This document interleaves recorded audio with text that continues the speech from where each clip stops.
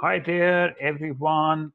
This is Pradeep Khanna from Sydney in Australia on a wet late afternoon on Saturday, the 24th of October. Presenting to you Check. So just hold on. GCC episode number 9. Today we have an interesting session. I'm just trying that. Today we have an interesting session with a case study on Critical, a startup which was started by 7 students from IIT Delhi, 5 professors from IIT Delhi, and when later on they needed funding, the angel investor was also from IIT Delhi. So we will present to you perspectives from all the 3 players, that is the student, the professor, as well as the investor. Then we also present to you today an IIT Delhi alumni who was the first Asian to be on the global executive board of Nestle. And this gentleman is Nandu Nandkishore. And along with that, we've got a couple of other sessions which are presenting Preeti Bhonsle, who's the GCC ambassador currently based in Bristol, as well as EC member Vijendra Chauhan from Dehradun. So, folks, let's kick off the session today. And we've been running into some challenging times in regard to finding the right time spot which suits everybody all over the world. What has happened is that summertime has kicked in Australia, which means the time difference, for example, between Sydney and India has now become 5.5 hours. Even more worse is that in November, summertime ends in Europe and North America. That means the clocks are going to be turned again by another 1 hour, increasing the time difference between places like Sydney and the US by potentially 2 hours. As a result of this, we are left with no option but to split the GCC meetings into 2 sessions at 2 different times every fortnight. But that's the best solution so far. And let's see how we go down this particular path. First and foremost, GCC episode number 9. We're delighted to facilitate Dr. or Professor Nemi Banthia from University of British Columbia in Vancouver on being recognized as distinguished alumni. Professor Bantia और जिसको हम प्यार से नेमी कहते हैं, Nemi did his MTech from IIT Delhi in 1982. He is currently professor and Canada Research Chair at UBC. He is also CEO and scientific director for IC Impact. But apart from these professional accomplishments, we also want to understand who is the real Nemi Banthia, who's the person behind these professional achievements. So, ladies and gentlemen, a big round of applause for Nemi. Nemi, we are proud of you. So, over to you, Nemi. We want to hear about what has been your journey post IIT. How did this IC Impacts come about? As I understand, IC Impacts is now almost $100 million initiative. And this is a model which is what I'm trying to, in fact, I was not even aware that this is what I knew about IC Impacts, but I was not aware that you had taken a, problem solving multidisciplinary approach, because this is exactly what I am building up in emerging technologies group within the IITD community. So, Nemi, really delighted. And Nemi is also an advisory board member with GCC. So over to you, Nemi. Thank you. Thank you, Pradeep. Can you hear me well? Absolutely. Perfect. Thank you so much. I'm a backbencher, so I think sometimes it's hard to be here listening to all these wonderful words, but I do appreciate, Pradeep, all the wonderful things you just said. I really don't deserve any of that. So let me very briefly, and great opportunity. Thank you really again for that. And it's wonderful to see all of you here today. I know some of you are in some really weird, ungodly time zones, but thanks for joining us. And it's really wonderful to see you all. So after MTech from IIT Delhi, I came to UBC. I did my PhD here. I'm a structural engineer, and in my work, I combine material science with structural engineering. So my work is more on looking at advanced building materials, which could be composites, which could be cement-based, but we look at basically the development of these uh, uh, advanced building materials. But the other area I apply to, which is really my real sort of applications field, is in rehabilitation of structures, particularly for earthquakes. So combined structures, combined material science, but the real field of application is in strengthening against earthquakes. So now on the strengthening, as you know, we are on the West Coast, and of course, we are highly seismic area. So is California, and so is north of India, for example, Japan, parts of China, Chile. These are highly seismic areas. So when you combine structural engineering, material science, and the application being in strengthening structures,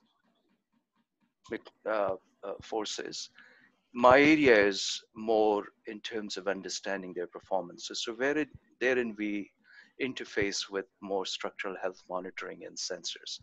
So on the seismic side, we work on early warning systems, for example, understanding how structures perform during earthquakes, and also how if we find that the earthquake or the structure is not resilient enough or would not survive a given earthquake, then we look at basically how we would strengthen it. So that's been really the work we do, particularly in the area of structural engineering applied to more seismic engineering. How did IC Impacts come about? Right. So IC Impacts was born out of our proposal, my proposal to Government of Canada and Government of India in 2012. And IC Impacts is a Canada-India Research Center of Excellence, which both governments are now funding, which is actually working both, not just in the science and technology field, but also in the diplomatic area. So it's more science for humanity, science for people.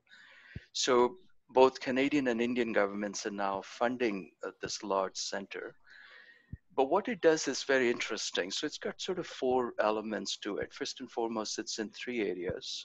It's in infrastructure, which is my area.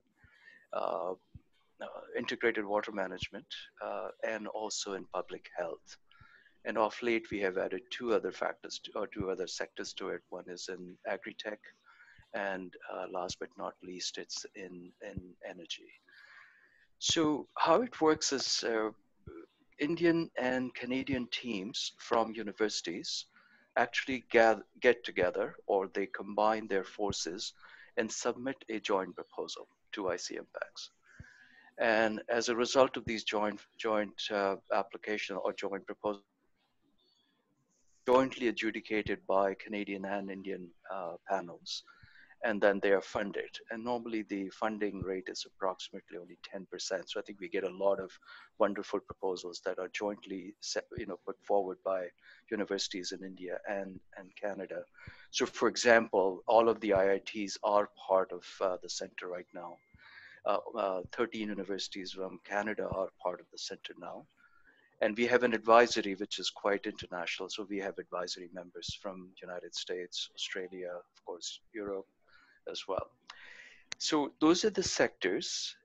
Each project has an industrial partner, which means that if somebody from IIT Delhi, a professor, and a professor from University of Toronto come together to work with each other, they always have to have an Indian company partner and a Canadian company partner, which means that there are approximately at the moment about 80 industrial partners in the center.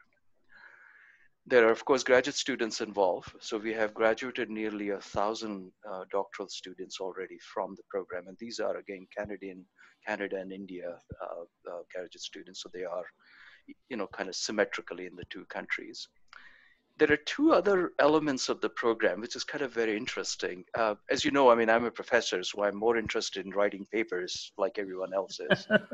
But we do not fund, in fact, low TRL projects. We fund only very high TRL projects. TRL is a technology readiness level. So we fund projects which are only at a higher where the feasibility proof of concept has been established. And what we're now interested in is taking this forward to essentially across that last mile where it can be closer to a prototype. And so out of the 63 odd projects we have funded, there have been 29 patents already. These are Canada-India patents, which is wonderful in these 5 sectors I'm talking about. And because the industry is involved, it's wonderful to actually see the scale up through the industry in the Canada-India space. But there's one additional element of that, actually. There's graduate students, there's faculty involved, there's companies involved, there's government support, etc. But what we also believe in is that all these technologies, because they are higher TRL, they should be placed in communities. And that's the exciting part of our center right now. And this is where, as you said, it's almost $100 million funding now. But a large chunk of that funding is going into installing new technologies in communities. So for example, in India, we have built self-healing roads in the south village. We have repaired the KRS dam with some nanomaterials.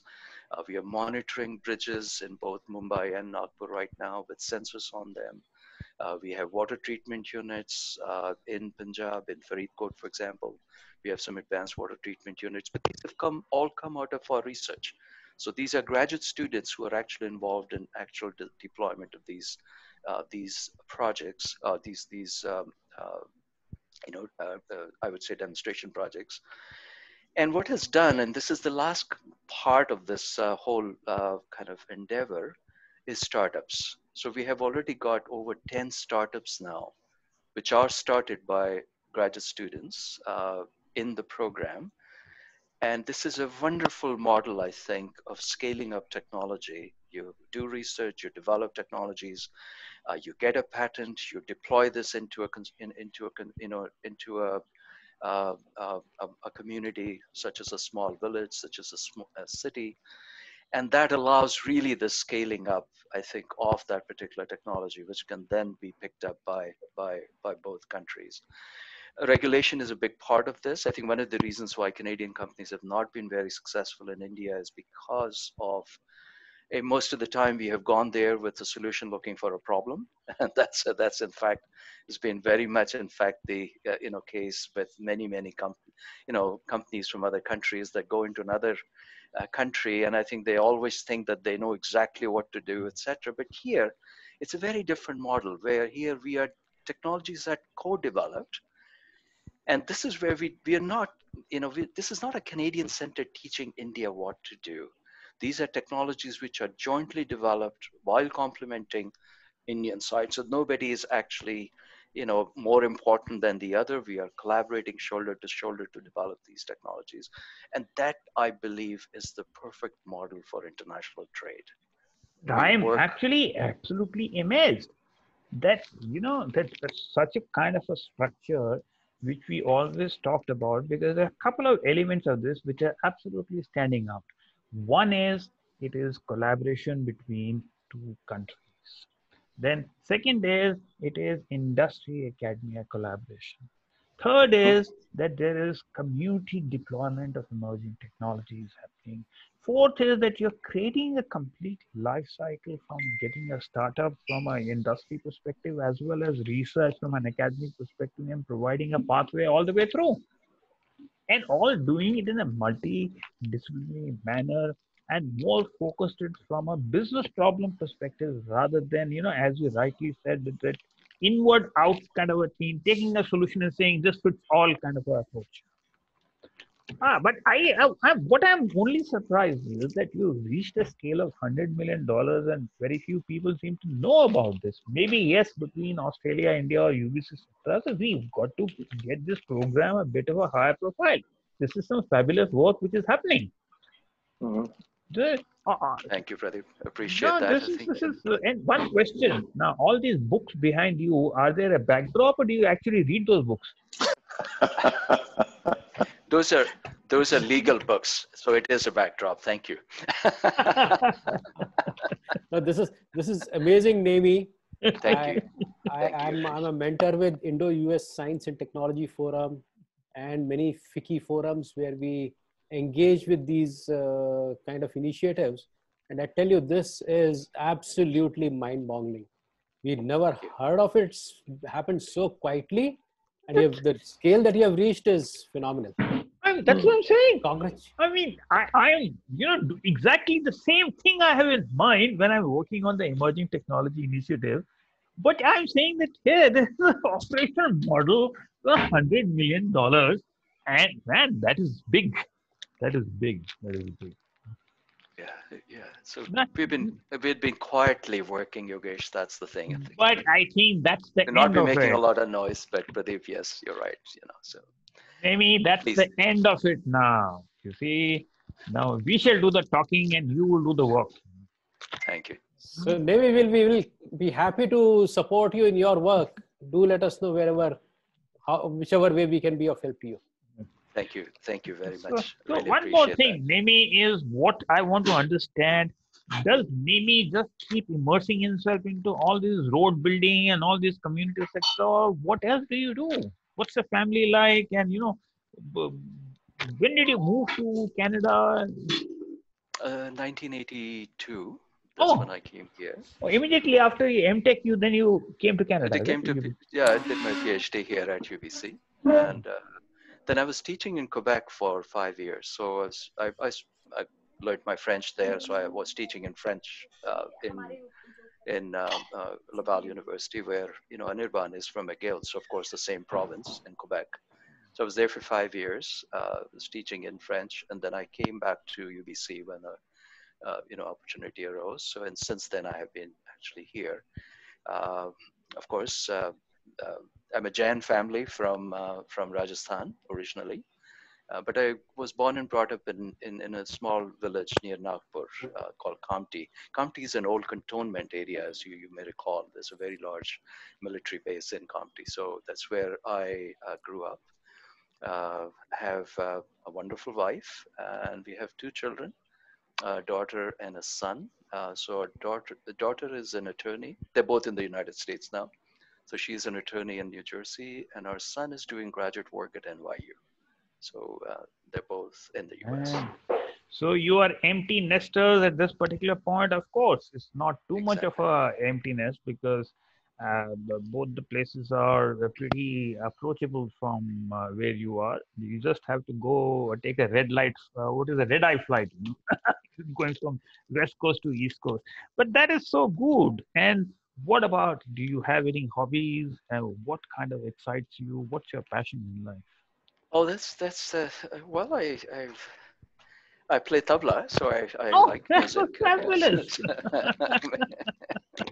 I'm a bad tabla player, so I don't know if you want to ever listen to me. So I try a bit of tabla, but I don't know. I like what else do I like? I mean, I like walks. I like arts. I like Indian, Hindi poetry. I enjoy really Hindi poetry a lot.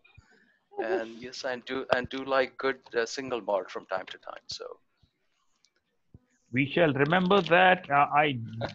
In the normal time. Nandu likes that. I think the single malt part, right? Bien sûr. Parfait, monsieur. So parlez-vous français, monsieur Bhatia? Oui, je parle français. Je parle très bien. Ich parle wenig French.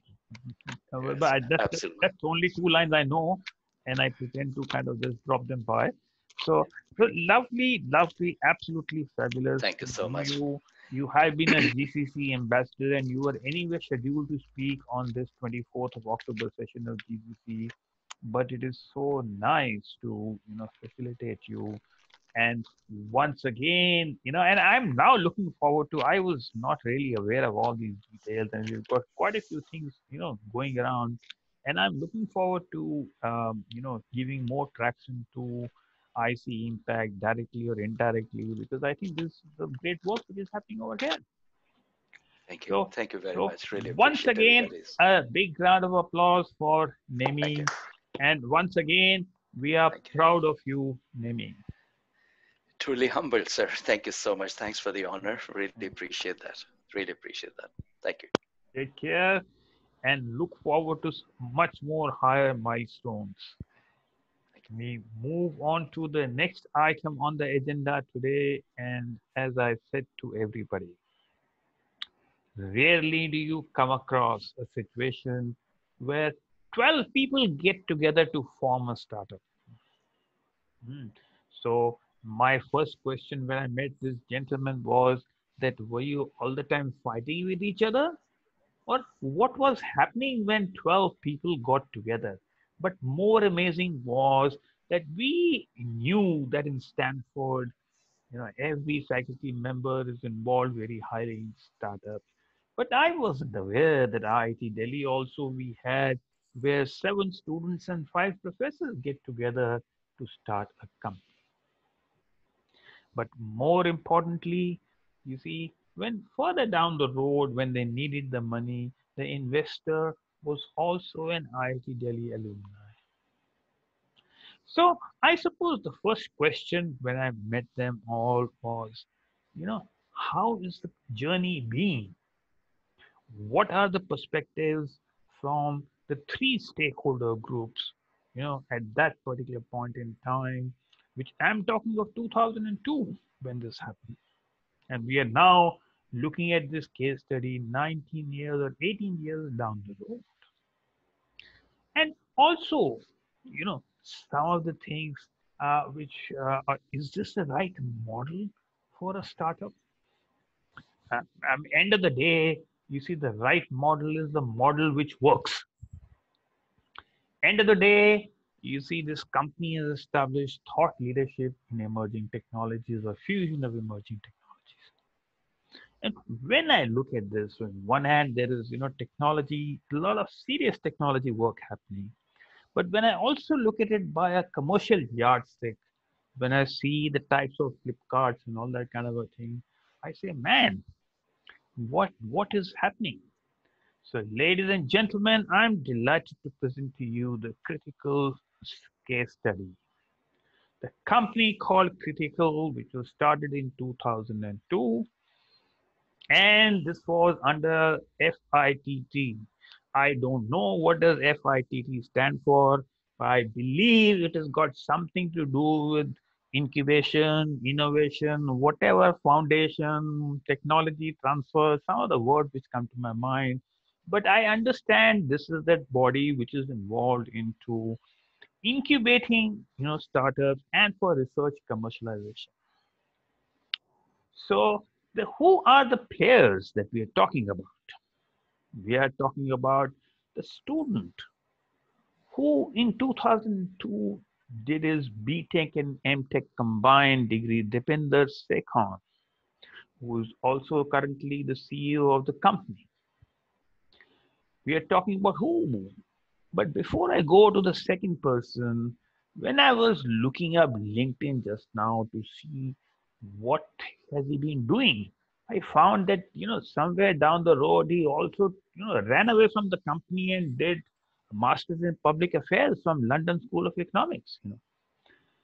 So I want to understand also that what made him do and absolutely go in a totally different tangent altogether. And then secondly, who is the professor? Professor is none other than Professor Bala, who was the head of computer science and engineering faculty at IIT Delhi. He is a 1977 graduate from BITS Pilani, and he has been In senior leadership roles at IIT Delhi, he has been the Dean for Postgraduate Studies and Research. He has also been the Deputy Director for Strategy and Planning and a whole lot of other roles. There's a whole pile of them over there. Professor Bala is also on the call today and he will give his perspectives. And lastly, but not the least, we present a gentleman called Yogesh Andle, who seems to have so many dollars that I find his name is kind of, he seems to be doling out money left, right, and center. So, Yogesh, my hands are also stretched out. You can give me some money also. Sure, make a proposal. Oh, why do you need a proposal? You see, as an angel investor, you bet on people. You don't need proposals for that. Absolutely. So, Yogesh was the angel investor who invested in the company, and he's going to provide some perspectives about, you know, from an investor perspective. So, I will now request, first of all, please give a round of applause to Dipinder, Professor Bala, and to Yogesh. And with that, I will now hand it over to Dipinder to give us a walkthrough of Critical. Over to you, Dipinder. Thank you, sir. Are you able to see the slides? We are, and I can even recognize who is the person where you are in the slide. Oh, okay. All right. So thank you, and thank you everyone for joining. What I'll do is I'll quickly give a overview of our journey, and then we can all discuss. Critical, as Pradeep sir mentioned, was incubated at IIT Delhi. FITT stands for Forum for Innovation and Technology Transfer, and it is a body which helps startups to take birth and get incubated in IIT Delhi, and they helped us as well way back in 2002. As you can see from the animation, I hope you're able to see that Critical is actually two Hindi words, Kriti meaning creation and Kal meaning tomorrow. So the founding thought, which also is embodied in this name, is to create futuristic technology and products. So that was our founding motivation, and that's what is our core purpose, to innovate. That is what we have been doing. These are some of the key milestones I wanted to talk about.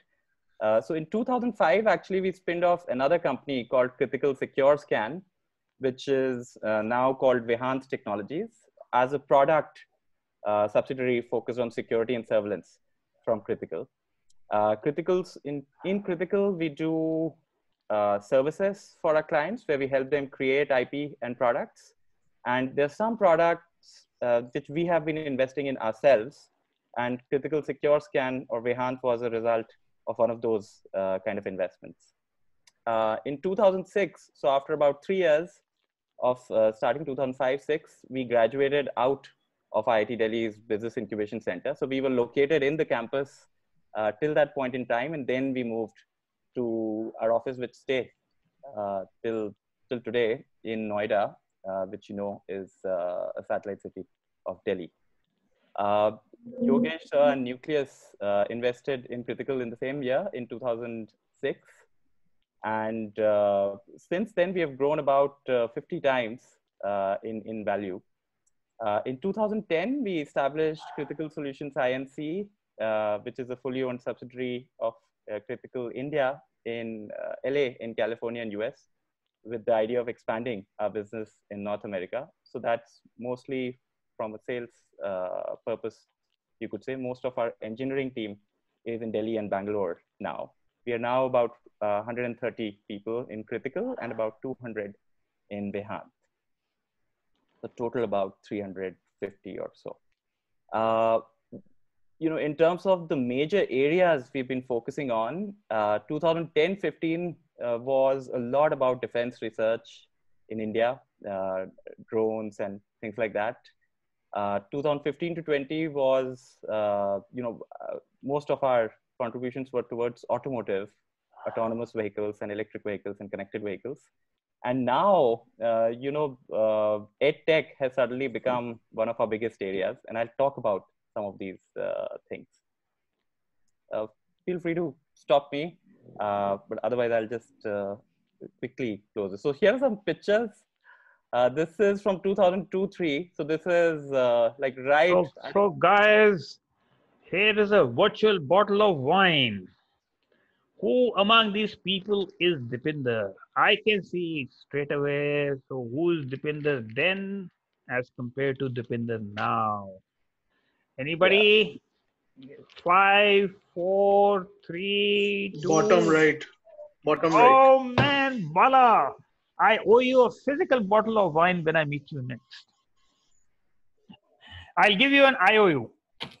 Fabulous. So back to Dipinder. That is correct. That young guy who's got all the white clothes, you know, that is the boy who was one of the founders along with, you can see his class fellows or friends.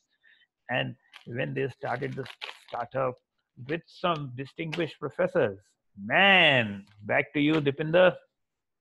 Thank you. As you can see, there are white hair now. So we were 12 co-founders, 7 people like me who were graduating students at that time. And this picture shows all 7 of us. Yeah, and you're right. You guessed it right. The bottle of wine is due. This is another picture from similar time period, 2002 to 4. I think 2003. And here you can see the professors. And well, Bala, I can say one thing, that you look much more handsome now than then. You know. Back to you. So this is all the faculty, is it? Yes, except Professor B.N. Jain. You can see the 4 faculty members: Professor Balakrishnan, Professor Anshu Kumar, Professor Prem Kalra, and Professor Subhashish Banerjee from left to right. Oh man, these are lovely treasures. Right. This is our first office in IIT Delhi campus in the incubation center, FITT's incubation center. So this is yeah, these are fabulous, interesting pictures. Okay, so you know, one of the thoughts was to you know, contribute to creating a university industry innovation cluster around IIT Delhi. So one way of looking at it is a place like IIT Delhi is focused on research. We heard Professor Nemi also mentioned papers and stuff like that. So that's what I mean by capital R. And then industry or companies like Critical could do the capital D, which is the development, and both combined could really contribute to translating ideas for industry needs into the market. So, Dipinder, at this point, I have to stop you. So yes, this is interesting stuff, you know, but I am more interested in perspective in 2002. What was your driver to partner with the professors at that particular time? I mean, you would have been, what, 21 years old? Or maybe 22? Yeah, 22. So were you very clear that this is the path that I want to take? Or what was the driver at that particular point in time? You know, this was our final year at IIT Delhi, and I would say till about few months before founding Critical, forming a company or an entrepreneurial path was not in my mind. And this really came about, I clearly remember Professor Bala's mail which went out to all the students, I think, or everyone in the Department of Computer Science at that point, that there is Dr. Sen Gupta, who was leading the incubation center of FITT at that time, that, you know, here's something which we can look at. This is another possibility that we can probably do a startup together, or some of you can do a startup together. And some of us went there, and that really idea originated there. And to me, it looked very attractive because it was an opportunity to, first of all, do the kind of technology work I wanted to do, and then work with people, both my friends and professors whom I admired, and also at the same time do something you know, good in the country, for the country. So those were all the different reasons. So at the age of 22, you were thinking about your country? Well, yes, you know, I certainly was, and you know, that is the age of idealism, Pradeep. Answer is expected from Dipinder, not from you, Yogesh. So Dipinder. Yes. No, I would say I certainly was, and I would say all of us do at various levels, right? So all the, even Yogesh and Professor Bala, we want to contribute to the society. I agree with large. you. When I was at the age of 22, I thought I'll become the president of USA, but that's a different matter, But okay, so now let me go over to Professor Bala. Professor Bala, what were the drivers? I can make out that it looks like FITT was just about getting formed or had recently formed, and you were trying to encourage students to be actively involved into that. But what were your drivers to form this collaboration? You were the head of computer science and engineering at that particular point in time. So tell me more about it. Yeah, I think, somewhat Dipender touched on it. So, see, one of the very, I would say, a strong common factor among all the faculty in IIT is a lot of us have spent time outside the country and all made a decision, a very conscious decision to come and work in India. So this is a very common factor among a very large fraction of the faculty. So what you talked about, to be able to do something meaningful here and to impact the society here, is a common thread that runs. And the reason that you see that things that happen in IIT are so much distinct from, like say, the integrity of JEE or GATE and so on and so forth, it all actually comes from this particular background.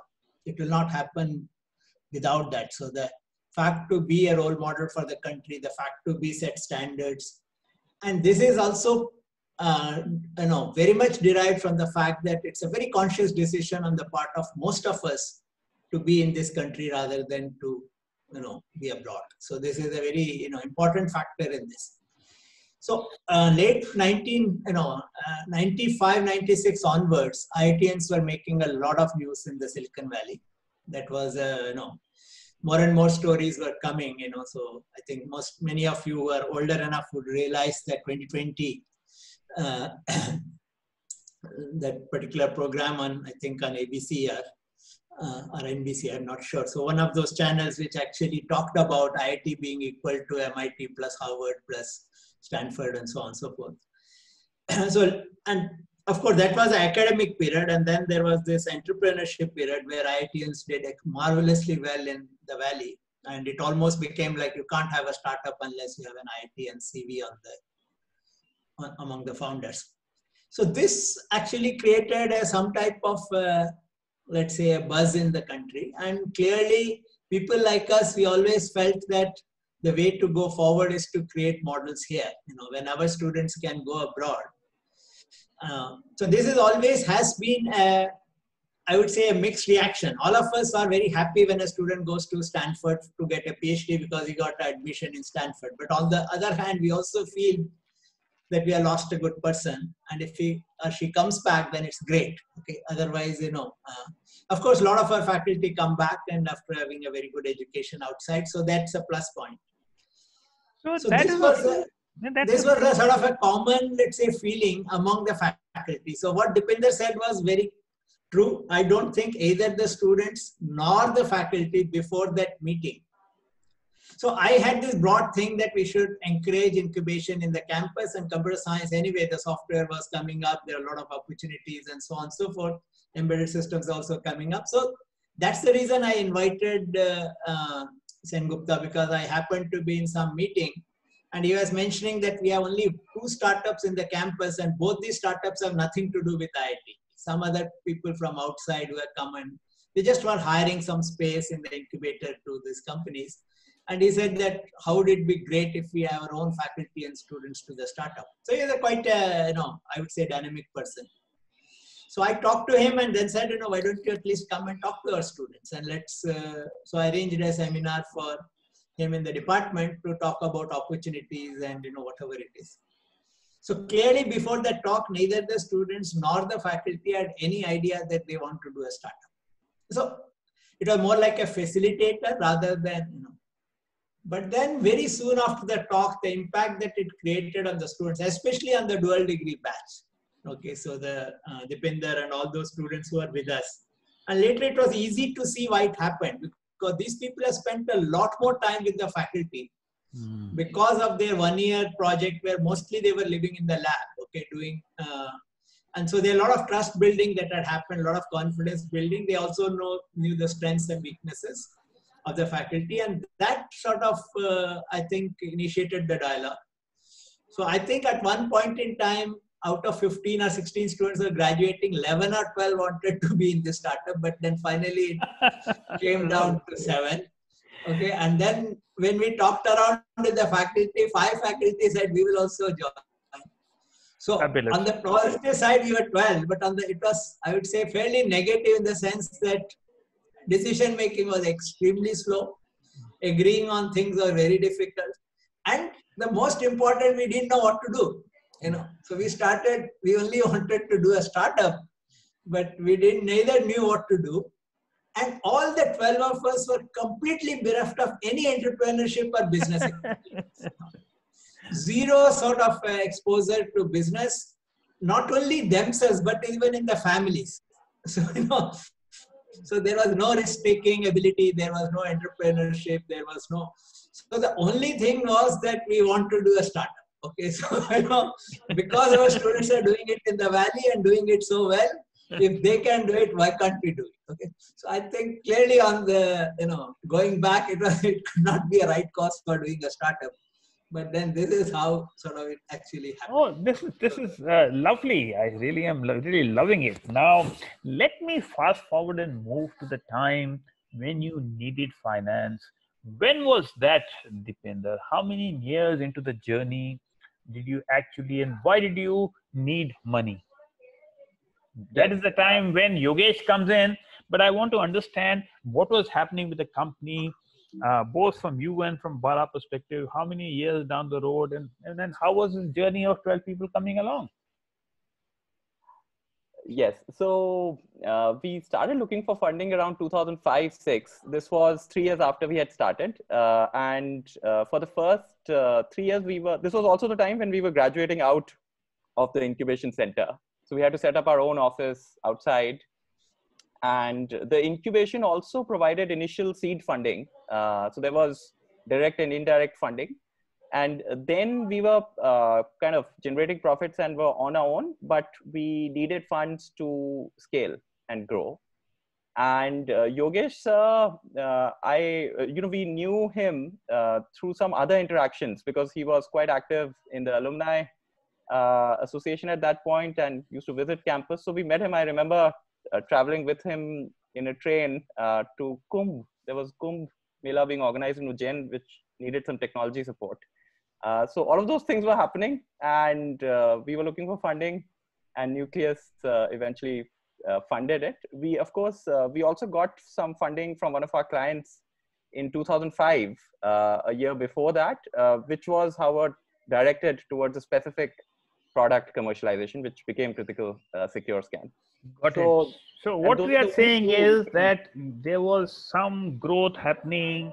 The professors were getting all the work because they had the branding, and the delivery was supposed to be by these 7 students over there, and something was happening, and it was chugging along.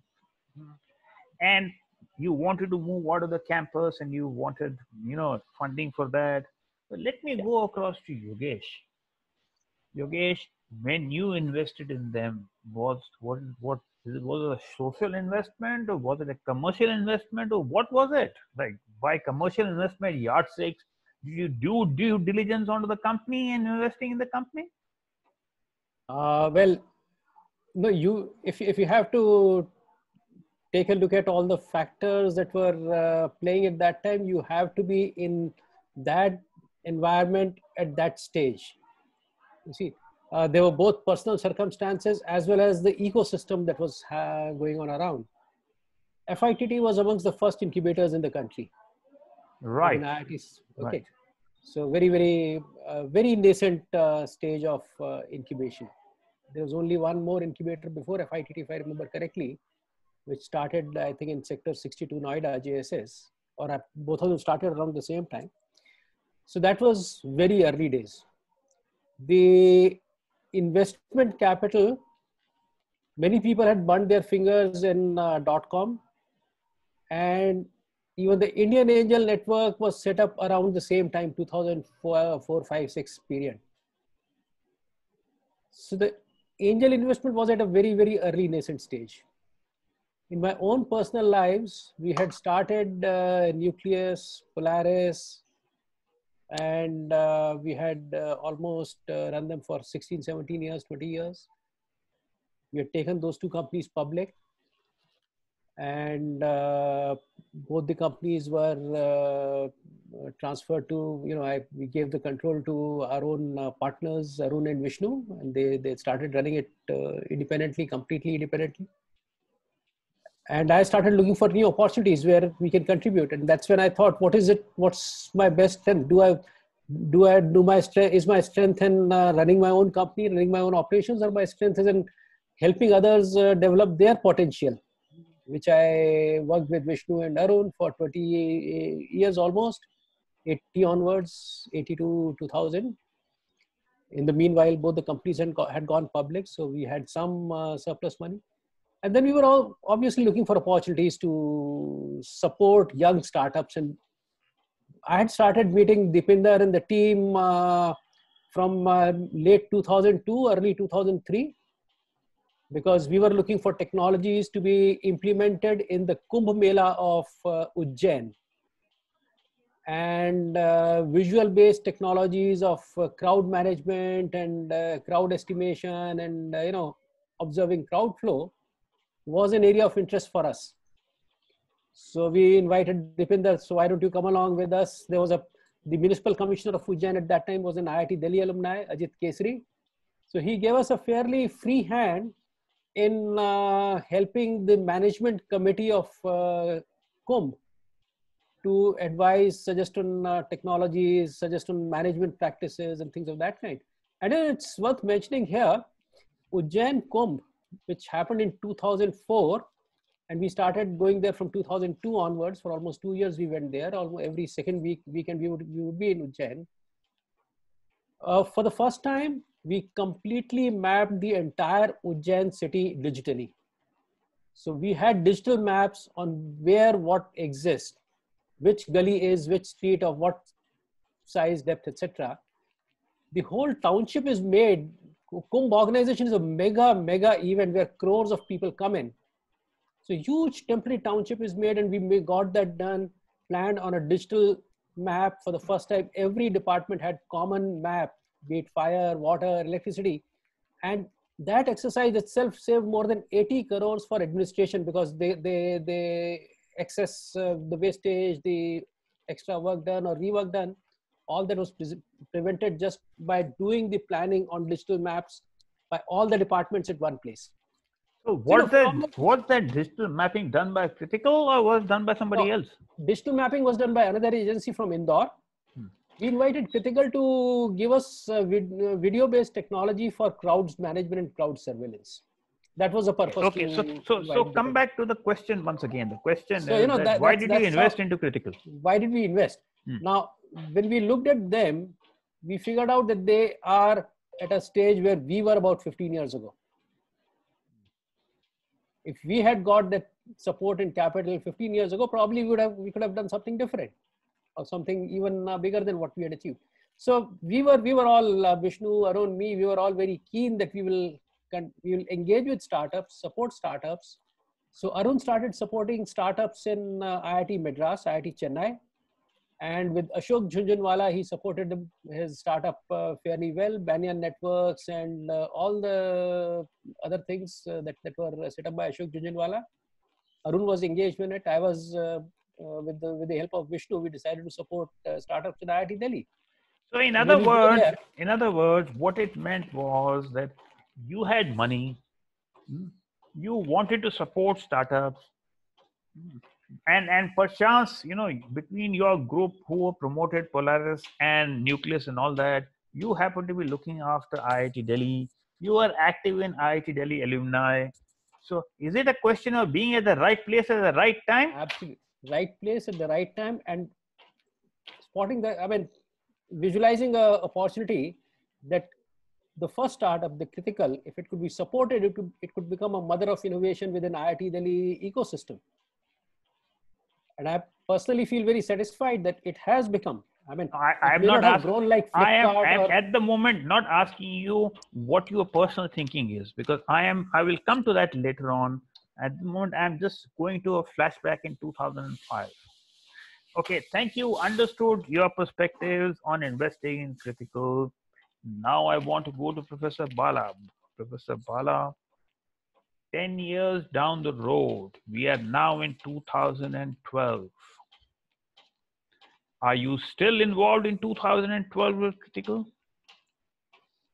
Yeah, so I got involved in very different ways. So primarily, so even starting from the beginning, so critical had one advantage of having 5 faculty on board as founders.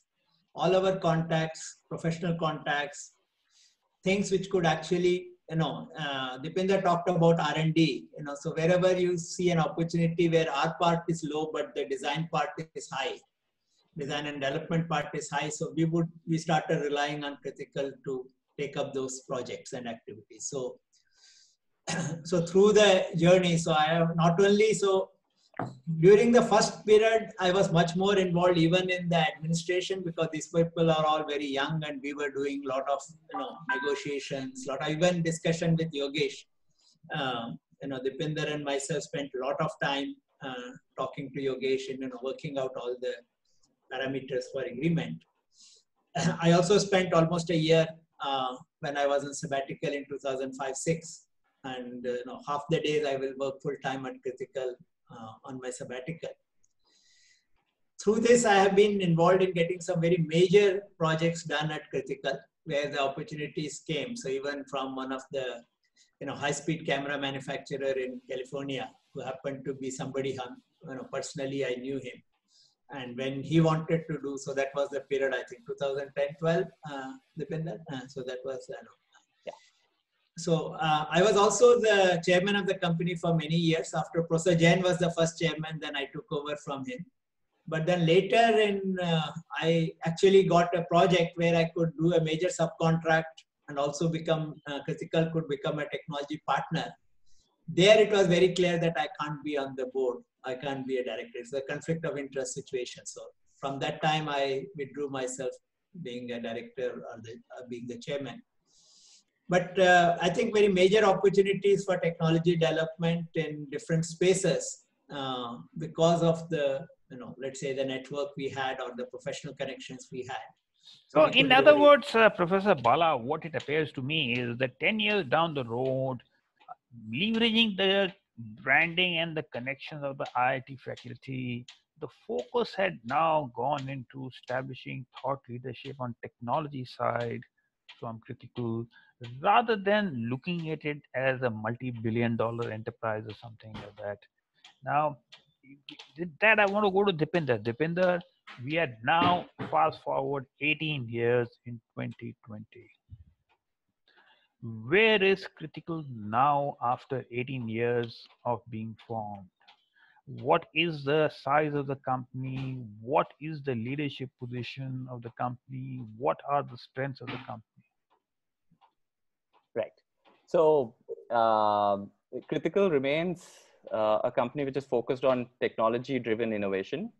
That has always remained the same. So we continue to make new products, new technologies for our clients and for ourselves. The areas of our focus from the very beginning, computer vision image processing, which was, for example, my area of engineering work, and also some of the founding professors, and embedded systems IoT, which is, let's say, Professor Bala's and some other founding professors and students area. So these have remained our core areas. So we do software as well as electronic hardware. And there are various new products which have gone into the society, into the market. EdTech, for helping children learn better, is one area. We've done a lot of work more recently. Health and wellness, like medical devices, and even the picture that you see on the right bottom over here is a Braille display or a Braille laptop, which can help visually impaired people, let's say, look at any piece of refreshable text, like browse the web, for example. It can also help children learn these skills when visually impaired children learn. How many people are employed with the company at this particular point in time? There are about 130 critical people. Group with all taking all the companies. Critical group, including Behant, would be about 350 or so, and Critical Solutions, which is sort of the mother company, which has equity in Behant, would be about 130. And out of the original 12 founders, how many are still with the company?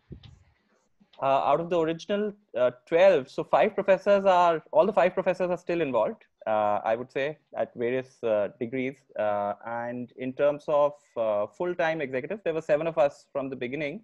Now, out of those 7, there are 3 of us, including me, who are involved in Critical Solutions, and 1 in Behant. So 4 out of 7, you could say.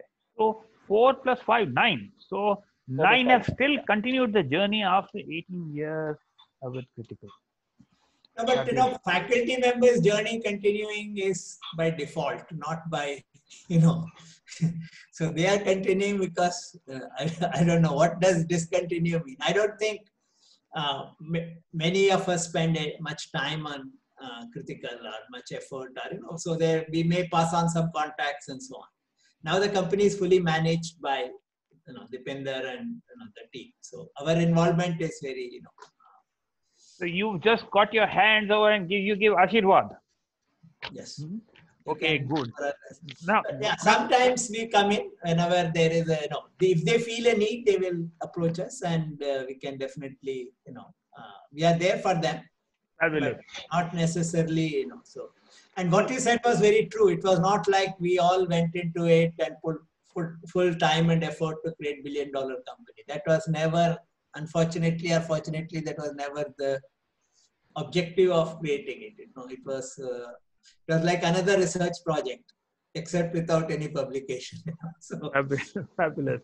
Now, Yogesh, in one of the slides earlier, I see Dipinder mentioned that value creation has happened by increase by 15 times. So has your initial investment gone up by 15 times? Absolutely. The valuation goes up. Everybody's... No. My question is very straightforward. Has your valuation gone up by 15 times? It must have. It's never been... we never exercised it. Okay.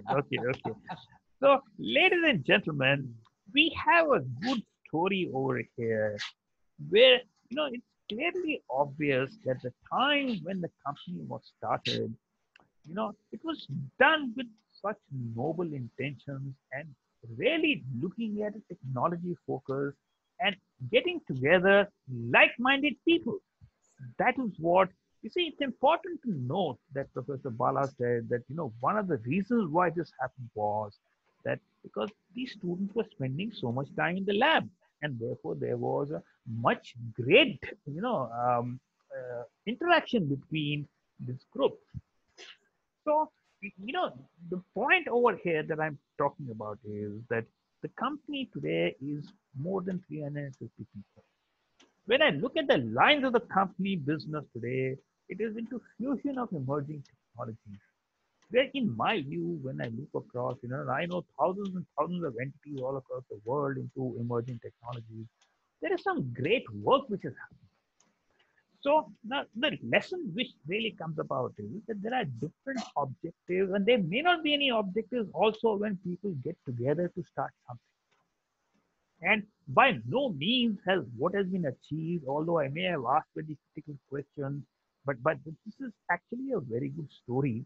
But of course, you've got to look it from the lens of, which lens are you looking to evaluate this? Is it from a commercial standpoint? Is it from, social objectives? Is it from technology leadership? Or is it just to start something? That is the key message that I would like to pass on. And one last question that I would like to ask all 3 of them is that, do you think that this is the model that, the startups of 2020 should be following? Number 1, what are in your perspective the lessons learned from the journey? So these are the 2 questions that I will ask, and let's start with Professor Bala first. You see, we started like a design house, and Critical is by and large still a design house. I think for a design house, I personally feel that this was not the right model. Okay, so So the model should have, for a design house, the model should have been to see one of the things that happened, and we could see very quickly, because what happened is this was a time when there was a huge movement of companies from abroad to India. And they're very difficult to actually attract talent because they are coming with branded companies with pay packages and so on and so forth, and startups are not able to match them either in terms of their branding or. And a design house has to have very strong design teams. Okay, so because value addition is basically if you want to just take a lot of time to do the same design, your costs are going to be comparable to any other companies. The fact is you're essential, and software can be done. Even in hardware, it can be done if you have a really very bright people who can really work very hard. But that type of an ownership model was not there. So this was a company, we had the stocks, and we could not attract any senior person or anybody else into the company at any level. And at the youngsters to be recruited, we became not very competitive in terms of opportunities available to IT graduates. We could attract all these guys who are in the startup because they are the founders and they have the ownership. We went to the second level, and second level also became very difficult to attract. Then we had to go to the third level to attract youngsters. And once they were not so well trained, and they were not also having neither the same level of both not only ambition as well as not having the same level of aspiration as well as competence. So the design house was very difficult to sustain in terms of, and senior people, as I said, the model didn't exist to, I would talk about things like law firms or accounting firms or even medical guys who get together and form clinics, which have this partnership type of a model. Other thing that we thought would have been possible, and unfortunately it didn't happen because of various reasons. We thought they could leverage their design capabilities and the enthusiasm of the students at IIT. Okay, because we all had a huge funnel of students who would come to our labs. If it could have been done that Critical actually is able to work much more closely, but that also has had a bandwidth problem because Dipinder can work with an IIT student, but if the other student himself or herself is not so qualified, he cannot actually work with an IIT student. So what type of a mentorship that you need? So this also didn't scale up. So we did not have too many successes in terms of Critical working with, because otherwise this has a good pipeline and this could have been a very good substitute for having, and their aspirations also started growing. The type of, for example, even what they want as an internship today, they all want to go to Google or big companies for internship, the top students, and they don't want to come and spend time in smaller companies. So both of these has been a challenge. And, so clearly I would say that the growth that we expected at some point in time, though I must admit that it is not that we put in all that effort but we were expecting that they will grow. That is actually clearly not, that's not the growth that we see. And part of the problem is the model. Whereas on the Behance, which has a more product model, of course, in a product model, both things can happen. It can fail also and it can succeed also. Because you have much higher margins in terms of the product, especially technology products, you have very good margins. So if you are into some unique things, and there you could see a lot more success in terms of their growth and so on and so forth, essentially because of being a product model. A design house is a more complex thing to sustain. This is the learning that,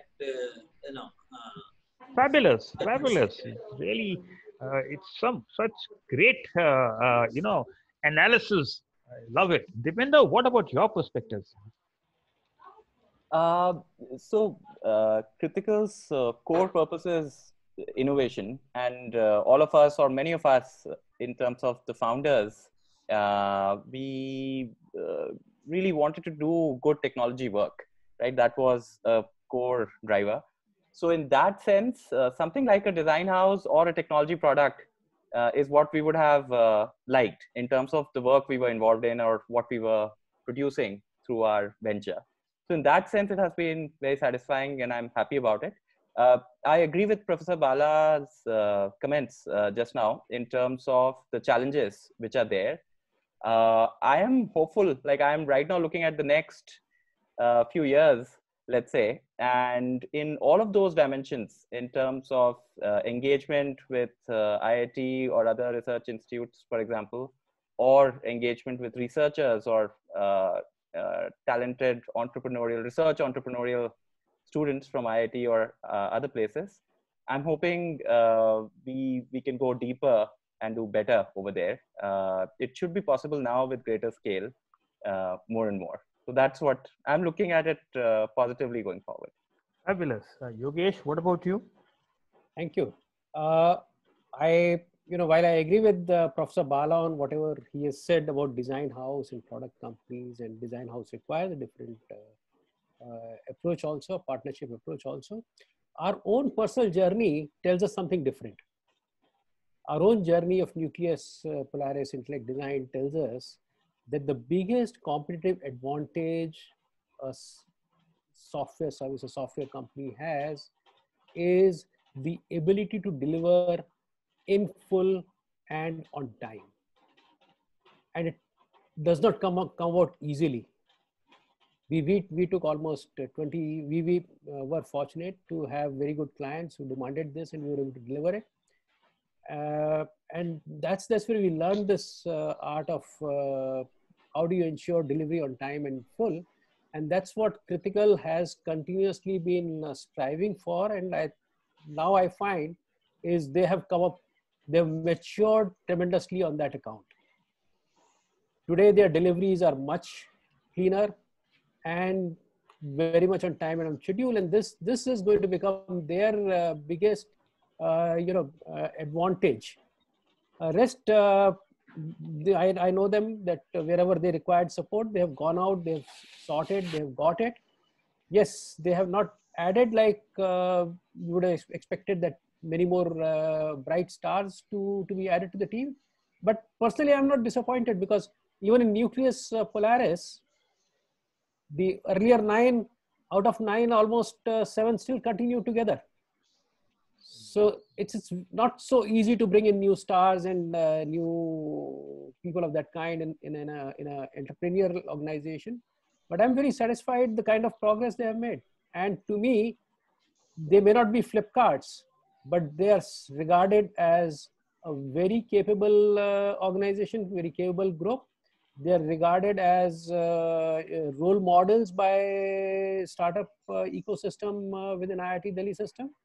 And they have spawned a good amount of energy all around. And that's a positive thing for me. So that is absolutely wonderful.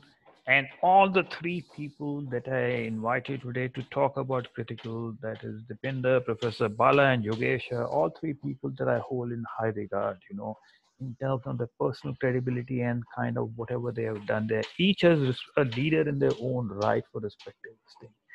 And I suppose the key messages which come through are really is that, yes, it comes down to the choice of the business and to look at what are the critical success factors and what is one really looking forward to. And it is, it has to be recognized that Critical today is, when it comes to emerging technologies, there are not too many people who can boast of the kind of record or the kind of areas that they are in. They may not be the Googles and all that, but this is definitely a good story. But yes, there are some certain lessons learned from here. And there is some enormous amount of experiences between the 3 of them. And the common emotional connect is IIT Delhi. So with that, I will end this session. It was absolutely fabulous. I loved it. One last question is for Dipinder. What made you do the MPA from the London School of Economics in 2008 or 9, whenever you went? Yeah, it was 2007 to 9, Sciences Po at Paris and London School of Economics. It was, again, I wanted to contribute to the country but really had no training for that. And I went to JNU, and at that time they did not have anything for engineers. So I found this program. And interestingly, I realized that, solutions to our country have to be internally driven, as in folks within India have to do it. Nobody would grant it from outside. I came out to believe in a market-based approach for that. So in that sense, Critical or companies like Critical or businesses in general are the right instruments for overall growth of Okay, so the look, society. guys, That's my linkage. got it. to So, that. okay, guys, I'm really proud of what you have done. I mean, when I look at Professor Bala's thoughts, he's really looking at how to kind of create that environment for IIT Delhi students as, inspiring or challenging and what they can achieve as what they've been able to achieve in the Bay Area. And I look at Yogesh and I say that, I mean, he's a man who's been he's a founder, he's been involved in two large public listed companies, and he's got a whole lot of other, he's a serial entrepreneur, and he's kind of everywhere. He's got his hand here and there.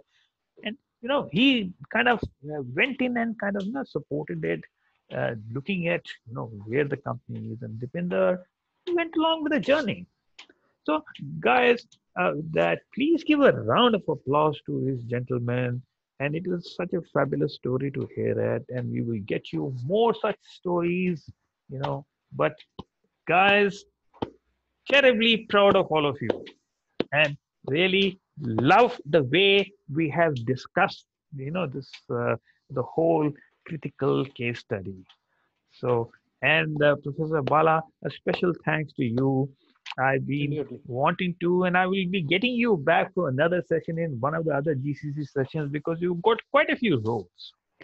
And Dipinder, you also, I will be getting you back in some form and shape. Yogesh, of course, is a very, very regular, feature at GCC. So thank you all very much. Take care. Thank you very much for giving us this opportunity. And thank you, Professor Bala, for being our guide and mentor always.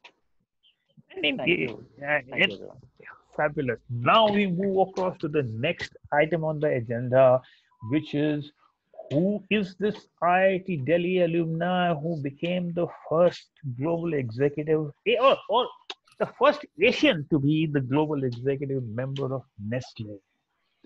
He is none other than Nandu Nandkishore, जिसको हम प्यार से नंदू बुलाते हैं. Nandu, can you please put up your hand? This gentleman did his BTech from IIT Delhi in 1980 and then went to IIM Ahmedabad and finished IIM Ahmedabad in 1982 and then decided to marry one of his backmates. Now, whether it was the lady who drove him to become or what exactly is the story, Nandu, over to you, and we want to hear from you. Thank you, Pradeep. Let me start Let first me ask you first, are you in Switzerland at the moment or are you in India? Do you want me to be? I can go to Switzerland very easily. Well, I can give you a virtual reality tour for that, Oh, there you are. I'm in Switzerland. Aha! Oh, wow. By a switch of a button, Oh, man. sir. So I did not know that you are technology savvy also, Nandu. But anyway, let's hear your story. So so first thing I'd like to say is a very happy 65th birthday to Pradeep. So Pradeep, happy birthday. Thank you so much. Thank you so much. Let's start by get down to brass tacks. पहले तो cake किधर है, फिर single malt. Without these two, कोई birthday नहीं मानता मैं. Here is your malt. It is being sent virtually to you, Nandu. Sir. Mubarak ho, sir. Mubarak ho. Thank you. Thank you. So, look, this is a fabulous, inspirational work. Stories from Nemi, from Dipinder, Bala, everybody. I'm almost embarrassed to come and share my story because आपके मुकाबले तो मेरी story बड़ी ordinary सी है. So I was in IIT between 75 and 80. Those days we used to take 5 years because काफी ढक्कन लोग थे. 5 साल लगते थे to do IIT. And I was in Aravali hostel, and Pradeep was in fact an overlap. So he was 1977 batch, I was 1980. And after IIT, I had a job, I had a scholarship to go to the US to do computer science. I don't know what made me decide not to do it. Big, wrong decision. I could have done something very impressive like you guys, but मैं IIM पहुंच गया to do an MBA. You know what an MBA is, right? It is mediocre but arrogant. So, mea culpa. Love it.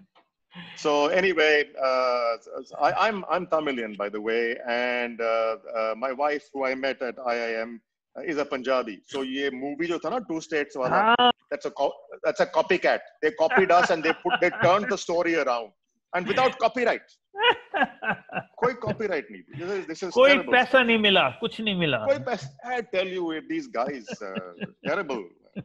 So anyway. Worked, for a few companies in India for about 7 years, Ponds, Shiv Nadar, Godrej.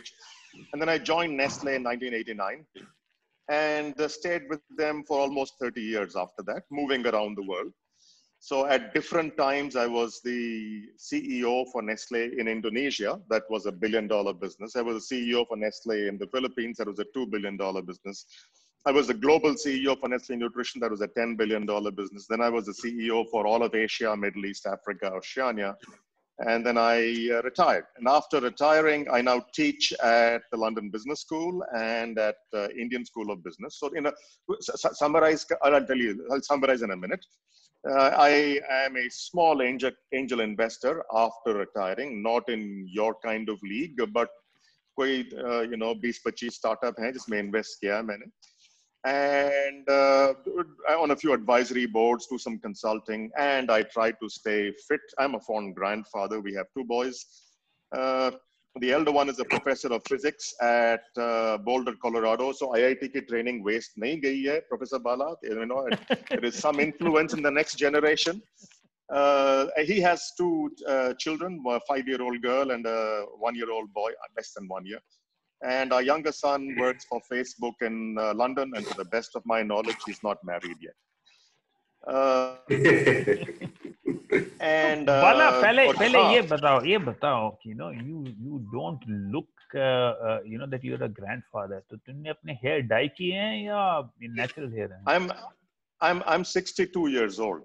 Just to be upfront, मैं birth certificate दिखा सकता हूँ. Birth certificate होते नहीं थे उन दिनों में. Passport I can show you.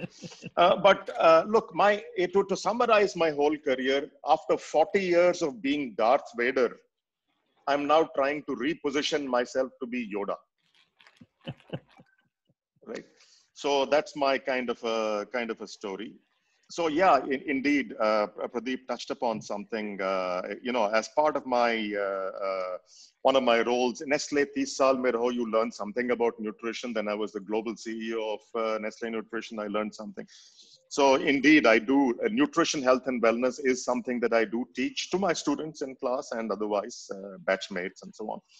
And how to add life to your years, for example, or how to make designer babies. I give some interesting kind of gyan on both these areas. So for that matter, we've got how to get designer babies is all aimed at baby boomers. And हमारे लिए तो बहुत late हो गया यार, Pradeep. Baby boomers, what are we going to do to make babies at this age? अरे बाबा, अभी अच्छा, you must be active. मैं तो नहीं हूँ. We will take this offline, अच्छा, ठीक है. तो मुझे एक बात बताओ. See, folks, for everybody in the call today, if you remember that a couple of weeks back, we had facilitated a company called Gene something with Kushagra. Global Gene Corp. Global Gene Corp. Yeah, Limited, based out of London. They got that $1 million award. Now, who was the angel investor in that? None other than Nandu. So, Nandu ji, आप कहाँ से किस company में पैसा डाल देते हैं? देखो शुरू में I was kind of learning the game, so I was kind of eclectic in my investments. Now going forward, I'm very focused on ed tech, and nutrition, health, and wellness, because of those two areas I know a lot about. So in the 20-25 companies that I've invested in, so 2-3 bust ho gayi hain, 2-3 se exit ho gaya hai, but the others seem to be doing okay, so I'm staying invested, and Global Gene Corp is one of them. And coincidentally, the founder, Sumit Jamuar, is also from IIT Delhi, and in fact from Aravali. His father was the warden of Aravali Hostel when I was there. Which I didn't realize. Love it. Professor Jamwar from electrical engineering. Correct. That's the one. So, Nandu, tell me, when you were the first Asian to be on the global executive board, how did it feel? Look, the fact is, Pradeep, I was, in all honesty, I was lucky. I got the breaks at the right time. I was in the right place at the right time, and somehow I reached there. So when I look back on it, there was firstly a sense of disbelief, saying, me? Why did I get here? There are so many other smarter guys than me, unko nahi dala. So there was that. There was, of course, a sense of awe and satisfaction. And then very quickly, it morphed into a huge feeling of responsibility, and something that I owed, because there were 130,000 people in Asia, Africa, and the Middle East who were basically looking at me as a role model. Ye kar sakta hai, to hum kyun nahi kar sakte? So there, that kind of is something in a sense, that's a role I never grew out of. So even after retirement, I'm still finding those same people looking to me as some kind of a role model of how to have life after retirement, in a second career and stuff like that. So that sense of responsibility is a huge humbler. It kind of brings you back to earth. So what do you teach at ISB and at London School of Economics? London Business School. Yeah, London School of Economics जैसे घटिया जगह नहीं मैं वो तो दीपेंद्र जाता है. Love it. What I love about this guy is his sense of humor, and of course it has been amazing to see, right from Nemi to Nandu to Professor Bala and to Yogesh and to Dipinder, how humble the people are, in spite of whatever they have achieved. So coming back to the question, what do you teach? So mostly I teach strategy and leadership, although officially I am kind of affiliated with the marketing group, but somehow I haven't taught many marketing courses. Mostly it's strategy and leadership. Those are the areas that I teach about 150 hours a year in Indian School of Business and about 25-30 hours a year in London Business School. But that's enough, plus, in all fairness, by the way, I have a YouTube channel, which I've launched about 3 months ago.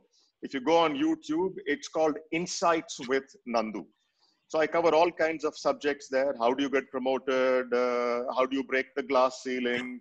Leadership, marketing, all kinds of stuff. And so please subscribe. And more importantly, share it with your children, because it's probably more relevant for them. Hum to tab to budhe ho gaye. Unki age ki relevance ki, this is something that's useful.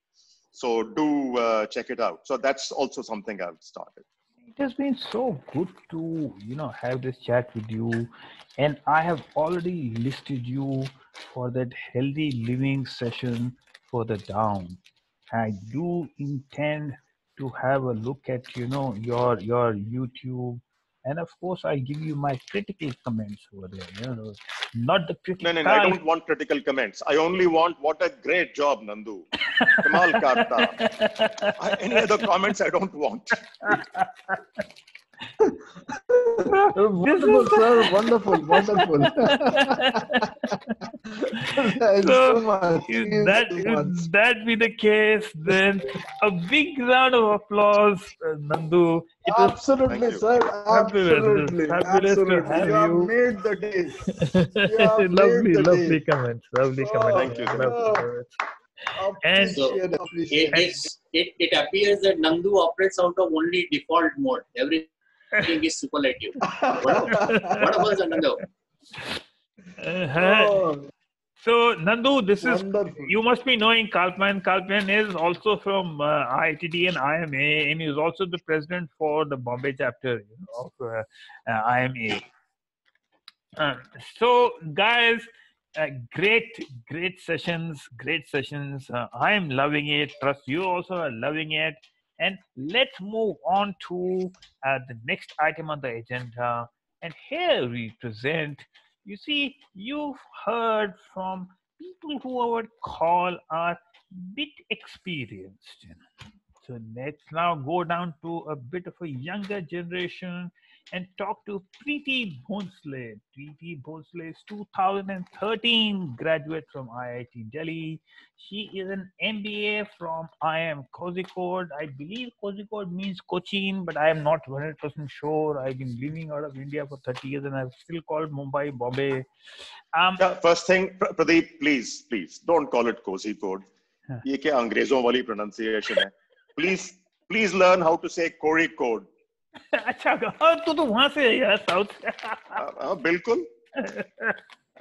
कैसे Professor Bala, you should teach him how to say Kozhikode, right? If they can say Kori, then it will be great. But that's very difficult. So Preeti is currently based in Bristol in UK. She is also a GCC ambassador. Now, what is a GCC ambassador? See, the reality is that we have 52,000 alumni, and some of them are on somebody's books, whether it is IIT Delhi or whether it is IIT Delhi Alumni Association. But a lot of people have their emails changed, and the reality is that we need to have a broader and broader engagement. We need to pull in everybody. We need to be providing a value proposition for every alumni that they should look forward to it. So when I think back of my times and whom am I kind of, connecting with, I could be connecting with people from my batch. I could be people from my hostel. I could be from people where I live, which is in Sydney. It could be people whom I am involved in the work, which is VR, AR, or there could be so many different clusters. So GCC ambassador is a single point of contact or a representation of a certain cluster of alumni, and they provide the interface between GCC and their particular cluster and anybody else that they know. So, and they kind of feed the input back as well as, take the GCC initiatives out. And that is what is one of the roles for Preeti Bhonsle, and Preeti works with Tech Mahindra. She joined Tech as an equivalent of what is called as the TAS or IAS in UPSC, TAS in Tata's, and there's an equivalent service in Tech Mahindra. So over to you, Preeti, and a big round of applause for Preeti. Thank you, Pradeep sir. Thank you, everyone. This has been, I think, the best, one of the best ways that I've spent my morning, and this is it's been very inspiring to hear everybody's story, and which is kind of the point as to why I got involved with in this initiative a month back. And Preeti, so I want to hear about what was your journey post IIT first. So I graduated in 2013, and like most people from mathematics and computing, I joined a software development role. I think my first job was around 4 to 5 months. I became disenchanted with what was going on very quickly, and I wanted to do something of my own. Like most people during of my batch during that time. So I was in connect with a lot of seniors of mine who were working on interesting startups. So I got into a startup which was trying to solve the problem of intracity public commute. So I joined them as a strategy and marketing manager, something which I think that is what being a GCC ambassador is. You're basically your business development foot soldiers, so as to say. Around this time, so I set yearly goals for myself. Every year I pick out something that I want to do. And one of the goals back then was that I have to become a published author before 25. I have to get my books out in the market. And so along with the startup, I was working side by side on my books, and I did achieve that goal. And not just one, in fact, I got 2 books out in the market. After that, the startup, we faced the same kind of problems most startups face when investors come in and they start having a say in the functioning of the startup, and there's a misalignment of vision, so as to say. So I started looking out for other jobs, but then I think by this time most of the jobs were like, you don't have an MBA, so we cannot match your previous pay package. So then I went ahead and I did my MBA, and post that, so MBA was a fantastic experience. I think very good 2 years to work on yourself, to, again, those yearly goals came into picture, and I think the 2 years were just very good in reaffirming a couple of, beliefs that I had. And post my MBA, I joined Tech Mahindra in their Global Leadership Management program. Tech Mahindra has been, I did have my apprehensions against joining the company, but it's been pretty fantastic. I think the leadership program is excellent. We work closely with the senior management. They listen to us, they value our inputs, they give us a lot of chances, opportunities. The role that I am right now, and currently I am the youngest person in my project, and the customer that I map has 30 years of experience, and I am directly supposed to interface with him, talk to him. And when they put me into this role 3 months ago, I was like, I can't do it. I mean, I might be talented, but talent rarely beats experience. But then my senior leaders told me that, no, it's okay. You can do it. You'll learn. So I was like, okay, you have a lot of faith in me. So yeah, but 3 months down the line, I'm much more comfortable. I'm glad I stuck around, and we are in a very good place right now. I am in a very good place right now.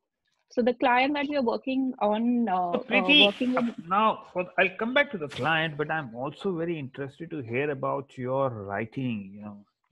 Because you've written books. So VTT is also on the editorial content board for GCC, along with Anirban and Sanjay. So can you tell us what books have you written?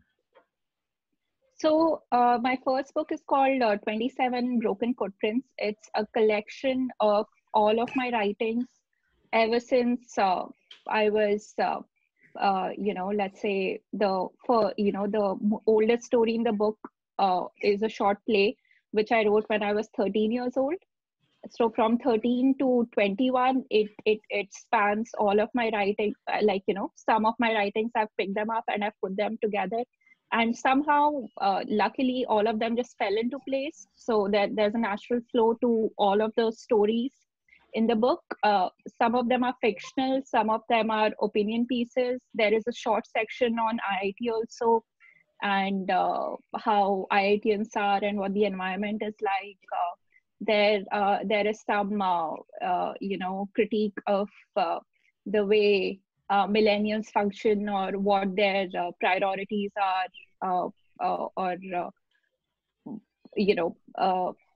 there are and then there are some other stories. The second book is a crime thriller. The idea there was that some American film house would pick it up and make a series out of it. So this was pre-Netflix. This was way early in 2014. So that was the entire idea, make some money from there. So that's what my 2 books are about.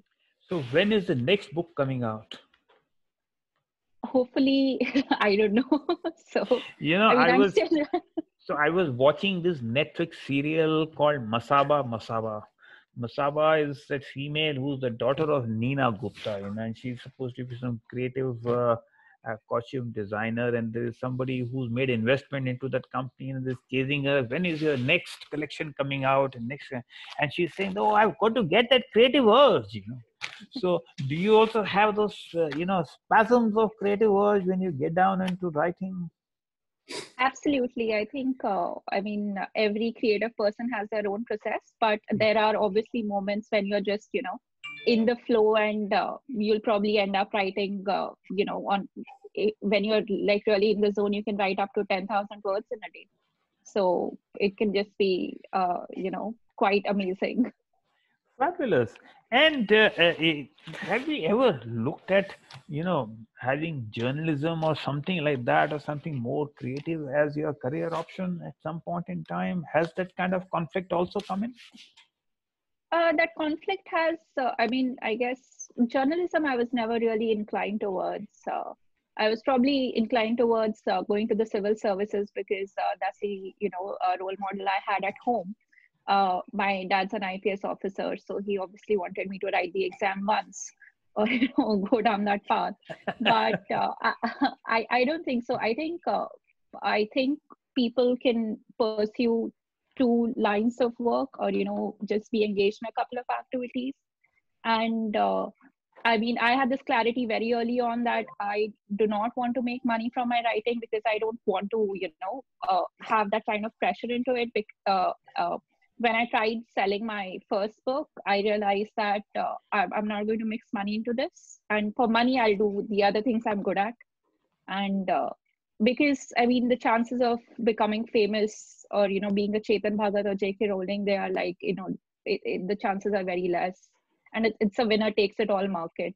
So, and money is important. So, but I am at the same time, that is why I've got the recording on, that after a couple of years down the road, I'll be able to say that, yes, I hosted Preeti on my program. But Preeti, it was absolutely fabulous to talk to you. It is, talking to people like you, it is, you see, you got to, and what I love about is the way that you try to look at, finding what you really want to do. And at some point you wanted to be a startup, and at some point you wanted to be a public service, this thing, which is all very good, because you've got to go through the process and ultimately kind of find your passion. And it's also good to see that, you got that, you are giving way to your creative urges also, and kind of putting expression to it. Yes, you were saying something, Preeti? No, I was just saying that I think in your 20s you can experiment a lot, and I think people should, as much as they can. In fact, most of the my batchmates whom I've been in touch with, everyone's experimented, and I think it's you should, because you get to learn a lot. And finally, whatever career or whatever place you end up in, the kind of perspectives you bring in from your experience, it's just they do become a differentiating factor, so as to say. Love it. And ladies and gentlemen, please give a big round of applause to Preeti. It is lovely to have you with us today. Thank you, everyone. And I look forward to, you're getting more involved with the editorial content board as well as with the GCC. And because at the end of the day, this is all about creating a global platform where anybody from any IIT alumni can link up anybody else on a value proposition basis. So thank you very much, Preeti, from Bristol. And now we go across to Dehradun. And who is from Dehradun? This is a young lad from Uttarakhand. This guy, Vijendra Chauhan from Uttarakhand, finished his BTech in 1996. And after some time working around, decided that this is not for him. And he started an IT company. And like everybody else, he didn't kind of rush off to Bangalore or Hyderabad or all these kind of places. He went to Dehradun and started his company called Evon Technologies. Today, that company in Dehradun is a 300 people strong company over there. So to build up that kind of a business in Dehradun as an IT sourcing outsourcing shop, and he is, one of the EC members for IIT Delhi Alumni Association. So, ladies and gentlemen, please give a round of applause to Vijendra. Vijendra, over to you, and we want to hear how your journey has been post IIT Delhi. Particularly like the fact that you went back to Dehradun, so as to say, and start up a business over there. What was the reason for going back to Dehradun? What challenges did you feel? But anyway, over to you. Thank you, sir. Thank you so much. First of all, wish you a very happy birthday. Thank you so much for that. Thank you so much, Vijendra. I thought I would be the first person, but would be great to wish before me. So anyways, to answer your questions, I'll be very precise because I think we're running out of time also. After my graduation, so once a Pahadi, always a Pahadi stays with me. I always wanted to move back to Dehradun, but I was always looking for the right opportunity to go back. So basically, for some time, I was into jobs in Delhi and in Bombay, in Noida. I had to earn some money, so that's what I did for some time. And by the time I was nearing 30, I thought, it was a time that I decided that I should also get married and I also should get settled where I always wanted to. So both things had to go together hand in hand. Like I somehow, pardon me for that, but I always wanted to marry a Pahadi girl. Fabulous, fabulous. This looks like a Bollywood story. And I never fell in love during my whole period when I was studying or when I was working in the metro areas. So finally I made up my mind. I left a very lucrative job in Bombay and packed my luggage and went back to Dehradun. So I always wanted to do something in Dehradun, but however, having said that, Dehradun was never in the IT map, and that's what I was, a solid hardcore software guy. Anyways, I sort of took a sabbatical, and that there was a reason for it. I thought I had to make the most important decision of my life, and that was to find a life partner. So I preferred giving it full time and not to really keep running in that rat race of earning money and all. So I quit everything and I was just, I was a free guy looking for my life partner in Dehradun, of course, in and around Dehradun. And I was of the opinion, if somebody accepts me as a berojgar, as an unemployed guy, so then she would always accept me in any conditions. So that was my thing. So I didn't have a job when I met my present wife, and I'm lucky to have her as my life partner. So that's how I finished this most important task of my life in 2003. And in terms of starting your own business, you see, you have already established that you married your wife when you were unemployed. Man, okay. So the wife married you, for the true Vijendra. So how was the journey when you wanted to start up an IT shop in a place like Dehradun? Okay, great, sir. I forgot to mention that while I was in Delhi also, I had started a company with a couple of my batchmates, again from computer science, Lokesh Gupta and Amit Sudan. So we started this company called Hexis Technologies, and we were running, we had a good start because it was a .com boom time. And however, after a while, when the .com bust happened, we also could not sustain, and we had to give in. So we closed, shut the we just closed that company.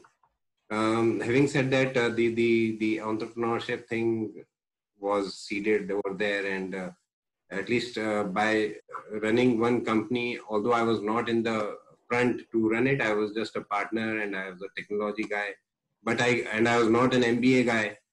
But my two friends who were MBAs from IIM Calcutta or IIM Ahmedabad, so some fine things about how to run a company, or for that matter, about how to not to run also a company. so in fact, I got a great learning that helped me when I started my own company here. So coming back to Dehradun, since the kind of profile I had, I surely did not have any opportunity to take up a job in Dehradun because of it's not being an IT. It was not an IT kind of Pune kind of or Bangalore kind of a city. So finally, I decided. I met one of my current partners, or we are just two partners. So he was running a training organization who used to teach in Java, .NET, and job-oriented courses for IT industry. So we happened to meet and we gelled well, and then since I had some software services running company experience, so we started an IT services company, and that's how, like, I mean, we had good resources, even though they are young or juniors, but like the ones my partner had been training, that's how we started with them. And I started leveraging my own network of IIT Delhi thanks to the alumni, strong alumni. That's how I got my first business. And then basically the ball started rolling. We started growing.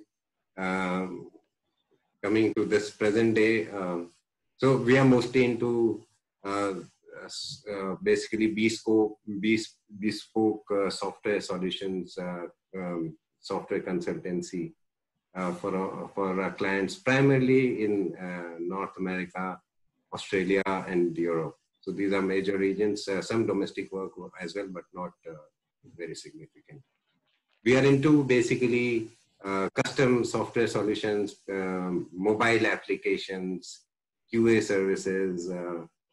That's in a nutshell what we are. And so you see, what is amazing about what you have done, Vijendra, is as you know, that I am the former head of global delivery for IBM Australia and New Zealand. I've built up a $3 billion business kind of a thing. I know this business. Now the work that you are doing at the moment is getting commoditized. But in that, what you've done is, in a tier 2 town like Dehradun, build up such strong foundation for a global business, for a global delivery center. And I think that is a remarkable achievement. Because these small places have their own challenges in terms of infrastructure and availability of skills. So these kind of challenges are there. So how was the journey? Was it all the way very smooth, or kind of there were ups and downs? What was the journey like? So, the journey was, of course, hard to begin with. I had to wear many hats, do multiple things myself, and that's where the IIT training came in really handy. But having said that, I had been fortunate enough to have such a good network where, the business was always like, and of course we had good delivery capabilities. So business was always there for us to grab and deliver.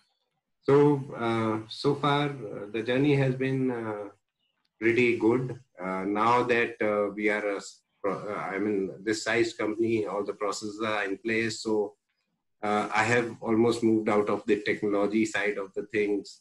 Now I am into I mean, I'm a small investor in a couple of other industry, food, for example, education.